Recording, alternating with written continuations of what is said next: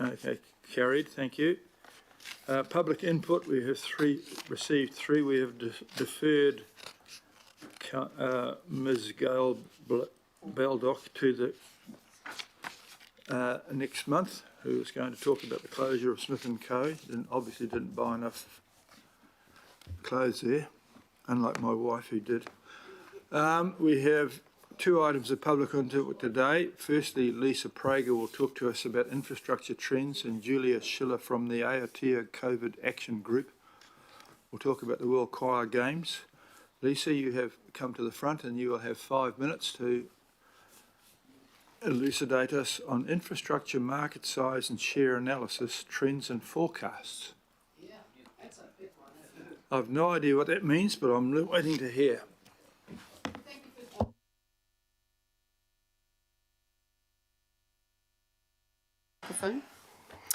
Thank you for allowing me to speak. It's quite a journey for anyone to get to this position to speak in front of you. But I would remind you that Penny Bright and I fought long and hard for the right for every member of the public to simply request to speak in front of you. The reason being is that you are at the top of the pyramid. You are the ones who make the decisions, and you are the ones who need to hear the truth more than anyone else. Local boards are all very well, but they really dilute the truth. They often pursue their own biased and agendas and do not reflect what our general communities feel. They try, but not necessarily does it work. In my concerns to understand why our city is in such a mess, why our streets are so congested, and why our shops and local villages have been completely decimated, I went on a hunt, on a research journey, which took me to Mordor Intelligence. Mordor, that strange, terrible, destructive place in Lord of the Rings. And it wasn't lost on me that that's what this international information network company was providing online. I suggest you go there, mordorintelligence.com, because there is a field day of information about infrastructure in Auckland. And I'd like to quote from one line I took from the many thousands of words, and this is what they said. Auckland is witnessing lucrative growth in infrastructure projects and creating huge opportunities for private capital, consultants and developers. Well, I read that and went, oh my God. For every little small business in every little village that you people have control over via Auckland Transport, you have managed to single-handedly destroy the livelihoods of thousands, if not hundreds of thousands of people. Do you people ever get out and walk the streets? What do you think Queen Street looks like? It looks like a decimated, drunk and disorderly, shabby old town. Now, I know you're promising a great, bright future, but the truth is, it's too late. You have followed the master plan. You have instigated the idea of if we congest the streets, thank you, Stephen Town, CEO of Auckland Council, if you congest the streets, that will reduce people's use of their private cars. And here's the kicker.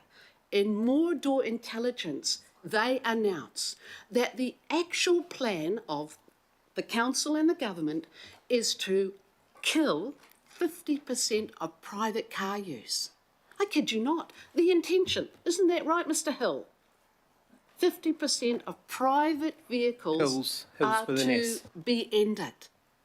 Well, when you think about that, you realise there's only one thing that can be done. You narrow the streets to a single lane, you congest every single arterial route, you wipe out every little local village, and you leave it to Westfield to build a monolith at the top of Newmarket. I mean, Desley, you must be pulling your hair out at what is happening in your entire area. All of you must look. I know Mount Albert certainly got a great makeover. Has it actually assisted local business, the people who pay their rates? You know, Desley said to me, gee, Lisa, you're looking tired. I don't look tired. I look sad and angry and despondent. I embody what people who come to me in my local neighbourhood, who can't reach out to you, who don't know how to find the local board, who doesn't understand how this crazy, complicated twist and system works, and they go, I'm 40% down. They've taken away the parking at Westmere Shopping Centre. They've made Meola a joke. What used to actually feed out through Point Chev, well, forget Point Chev, because that's destroyed. And are you people going to compensate all of the retailers along Point Chev who will never come back? Will you?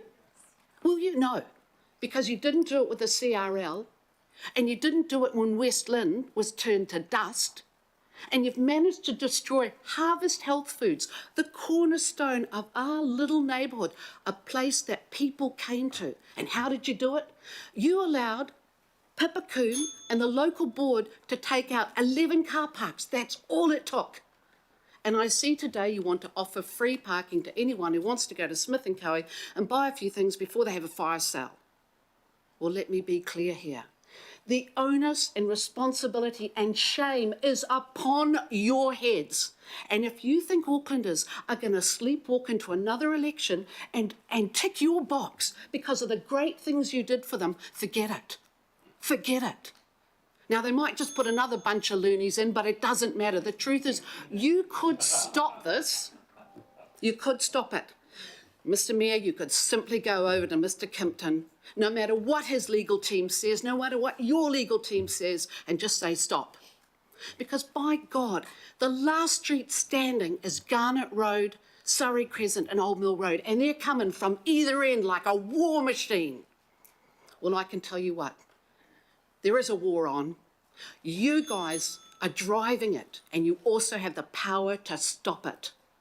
And I don't care what your dreams and your philosophies are, but it's not working. Look out of your window, go to your local dairy, start talking to the people on the street, and you'll find they're not only doing it hard, man, they're about to pack up, leave, and all you're going to do is get another wave to come in. And I'll tell you what, the developers will buy up Queen Street like that. Why? Because it's imploded. And the owners actually can't afford to pay the mortgage or the rent or the ground fees without tenants, and there are no tenants, and there won't be any. On behalf of people of Dunedin. Thank you. Thank you for that passionate speech. You're probably quite right in some ways. I was having breakfast in Ponsonby this morning, and I was lucky enough to be the last person to get the scrambled eggs before the power went off. And 6 people then said, why did I turn the power off? Well, I have such incredible powers, but I failed to turn it back on just in time. Nevertheless, we'll take that as passionate speech and think about it. Thank you very much, Ms. Prager. And we now look forward to welcoming Ms. Julia Schiller to the platform.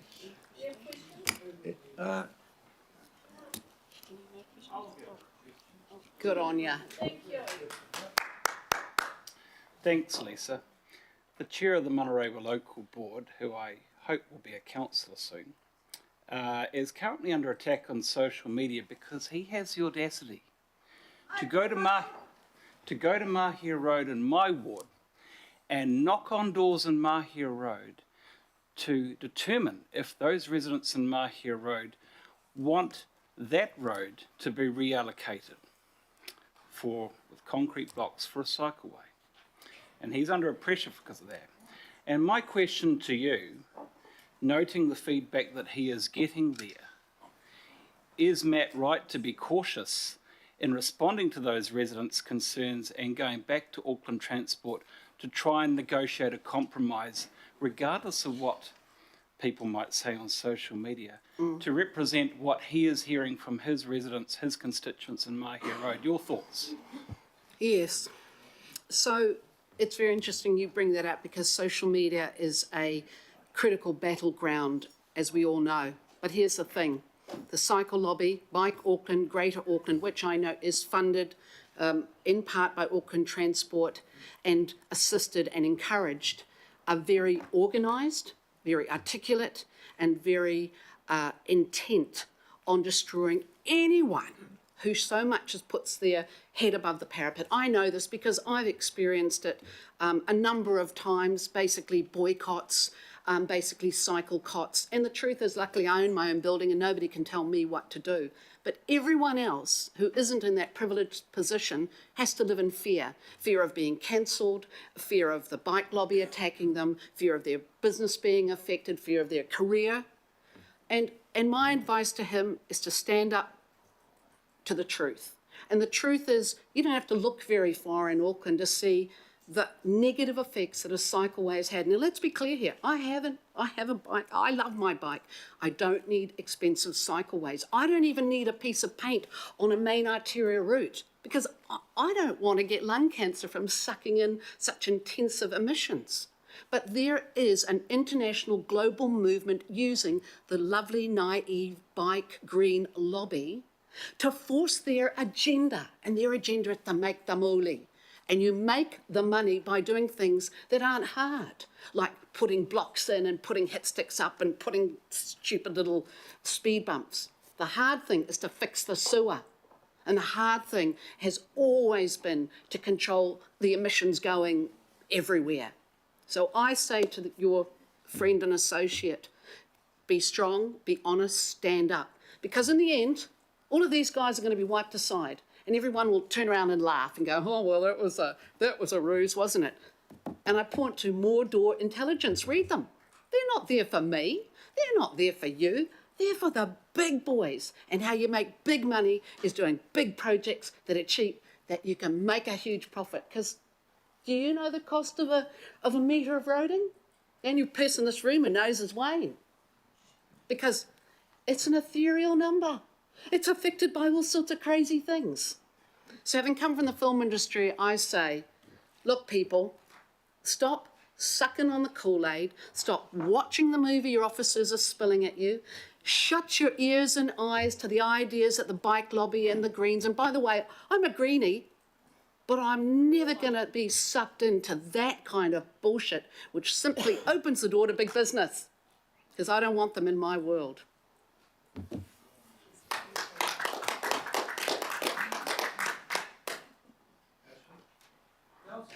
Councillor Sayers, please. Yeah, thank you. Thanks, Lisa.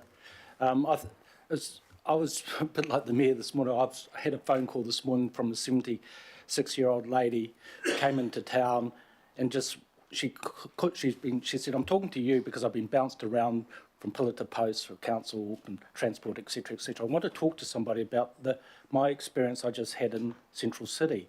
So I'm mentioning this because the reach goes further than beyond just here. So people from Rodney are travelling in here. In her words, she felt extremely unsafe. She was disappointed in the look and feel of the city. She couldn't get any parking. She was slipping, walking down the street. She was being jostled and felt unsafe as she went down the street. So all those things, she said, who do I talk about? How come my city's like that? So my question to you, Lisa, is you said one thing, the Mayor could go in and see Dean, right? But I just want to give you the opportunity about other things, right? Because this master plan is in action, it's been voted through and it's been implemented. Anything else that comes to mind about, how do you turn something that's going down that track politically or otherwise, and perhaps to have it reviewed or re-looked at? Have you got any thoughts on that you'd like to share? Yep, don't have any more reviews. Don't spend any more money. Stop trying to rebuild Jerusalem. It's done. You've done it. And you're now going to have to live with the consequences unless you all grow up and go, actually, hold it, this is a mistake. Not because you want it to be a mistake, but sometimes in life we screw up. And this is a screw up in every direction you look at it. And it doesn't matter how many millions you spend of our money to try and make it look pretty, it's done. So it's simple for me. I completely understand what you're saying about Auckland City isn't just Auckland City, which is what the Auckland CBD Ratepayers Association would like you to think. It's all of our city. And it's been taken away because there is no parking, because it's dangerous, because it's scary, because the shops are empty. I mean, do you think a few more policemen are going to answer the problem? The truth is, you've actually got to be brave. You've got to stop the CEOs and you've got to go, enough already. We are stopping and reversing. I mean, look at Meola Road. We told you what they were doing in Meola Road. We told you it wasn't going to work. We told you if you put inline bus stops, all the traffic backs up, then the emissions build up, then they go over a hump, then they accelerate more emissions. I mean, you guys are lunatics to allow this to continue. You simply go, enough already. You stop them doing any more and you review it street by street. And you're going to have to go back over Meola and you're going to have to take out the humps and bumps. You're going to have to dig back out to put the bus stops. And let's be clear here about Meola. Oh, it has to be safe. The school children use it from 8 till 9 and from 3 till 4. Now, you could almost stop all the traffic using it just to clear the kids through and then get things going. It didn't have to put humps and bumps and craziness and narrow streets so that if you blow it or if your car's too big and you don't know how to drive and you smack someone's mirror off. I mean, come on, people. This is a plea from everyone in Auckland just to push the stop button because otherwise the power will go out. The people will become disenchanted. Well, they're already disenchanted. But you're just going to have to sit there and look at yourselves when you're old and go, oh my God, I did that. I did that. So stop. Just grow some balls and say to the CEOs, actually boys, and the legals will go, oh, you can't do that. Guess what? You can do that because we give you the power to do that. We give you the power to stand up to the law. And if the law doesn't serve the people, then change the law.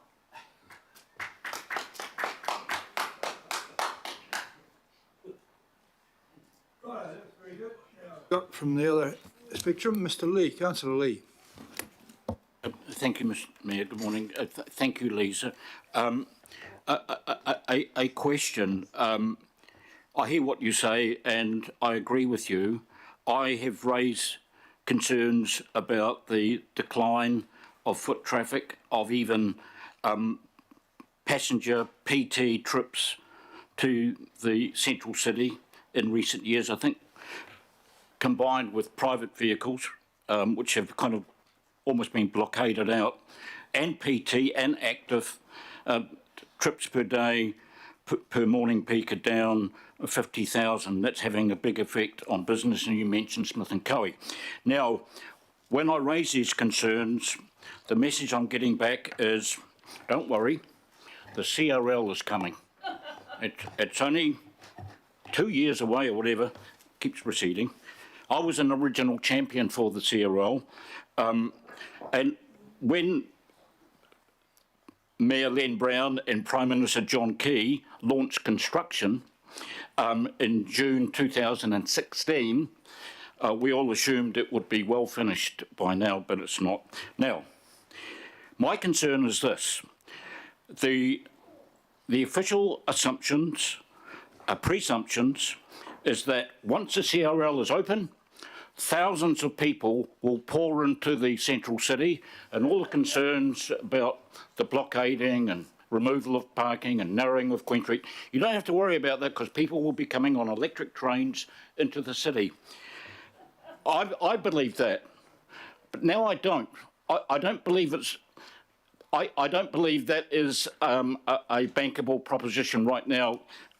Do you think it's wise to operate under the assumption that once the CRL is open, the problem with the hollowing out of the central city will be solved? Of course, it's a ruse. The CRL is a ruse. It's a project. It's a big, expensive project, and it serves the narrative. And it's what helps convince you all to vote for it, because I'm sure they've overwhelmed you over the years with slick PowerPoints and numbers and facts and all the rest of it. But the truth is, it can never work It's a tiny little section of a vast network over a landmass the size of LA. And the day they took out the trams and decided to have an American motorway system was the day this city's future was set. And so I am appalled by the idea that you can decimate what I call a commercial ecosystem. That is, people go to offices, people drink coffees, people eat food, and on it goes. You think you can decimate it, and then, like a coral reef, suddenly they'll all come back. Well, something will come back, but it will never have the heart of what this city used to have. If it does ever, I mean, let's just add into this mix, computer IT. I mean, why on hell would you move your body all the way from where you are, safe and comfortable, to come into someone's expensive building? The truth with this, Mike, is it gave them an excuse to, because what they're going to do is they're going to turn all the skyscrapers into apartments, because people farming is the future. People farming. Right. Those are two more very short questions, Fletcher and Turner. I mean, otherwise, very entertaining. Thank you, Chair. Most of what you've discussed happened years and years, started years and years and years ago when he was actually important. Mr. Mayor, and we tried to say stop. This is not a I accept that. Okay. Right. But you guys were voted in this time to stop it. Sorry. Rightio, we're doing our best. I'm not actually in charge of AT yet, but that is coming. Well, come on, Wayne. Come on, Fletcher, Come on, please, and Turner, and then next Okay, things. my question is to Lisa. You and the late Penny Bright have been great champions of democracy. Later today, all the issues are interrelated. Later today, the council is going to vote on the way in which we vote in local government. We've seen levels of trust and participation in local government deteriorate since the introduction of postal ballots. Do you have guidance for the councillors today on what we should be looking at, whether it's a polling booth, which the officers seem unlikely to encourage us to support, or continue with the postal ballots? I'm a great believer in the idea that people should go to a polling booth. Of course, the officers want to continue the postal vote because they know it's low. And the best way to get what you want is to have as few people turn out as possible. And if you alienate people, if you take away their faith in the system, which I have to tell you, you all know is almost at an all-time low, then you will get a lack of participation. And let's be honest, democracy is a very hard, very slow, very difficult system. And that's why I think not only should it be polling, but people should be compelled to vote. Every ratepayer should have to vote, either way. And so I think you could take it a step further, and I propose that because I know that if you put a radical idea out there, then you will normally get back to some kind of middle ground. But the postal vote is a total failure. We told you all before, so please don't support that idea. Go back to the good old-fashioned polling booth. It costs a little more, but who gives a damn? Billions are being spent on all these decisions. Thank you for that. Thank you. Councillor Turner. Thank you. I don't know if I agree with everything you say, but I came to politics with the same fire in my belly, and I've realised I've become demure and compliant. So thank you for getting that fire back in my belly.